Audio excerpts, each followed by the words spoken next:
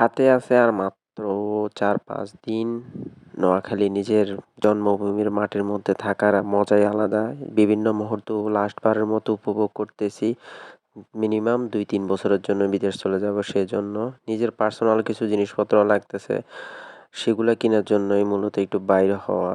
এখন আপনাদেরকে দেখাচ্ছি একদম খাঁটি সরিষার তেল, একদম খাঁটি ভাঙে। এখান থেকে সরিষা থেকে তারা সরিষার তেল উৎপাদন করে এবং কি খৈল উৎপাদন করে একসাথে বের হয়। তো এখান থেকে আমি ১ কেজি সরিষার তেল কিনলাম। কারণ এটা বিদেশে নিবো। আমার নাকের একটু সমস্যা আছে।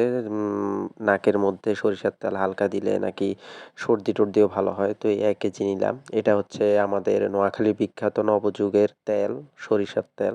তো ওখান থেকে আবার আসার পথে কিছু কুইউরও নিছি। যেটাকে আমরা কুইউর বলি, এটা আসলে আখ। আখ বলি। ইস! দেখলাম যে আখের মানে একটু ছিদ্র হয়ে গেছে আখের চাপ দেওয়ার কারণে।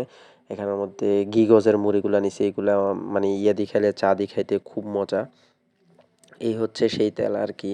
তো গিগজের যে মুড়িগুলা আছে এগুলা কিনলাম। সেগুলা চা দিয়ে খেতে খুব মজা। সেজন্যই মূলত ০.৫ কেজি নিলাম।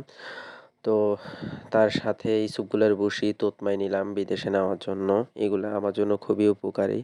ডাক্তাররাও বলছে এগুলা সবসময় রাখতে, এগুলা ভালো। আ আর এখন চা নিয়ে বসছি গিগজের মুড়ি দিয়ে খাওয়ার জন্য মূলত। তো আমার থেকে ভালোই লাগে চা দিয়ে মুড়ি দিয়ে খেতে খুবই মজা লাগে।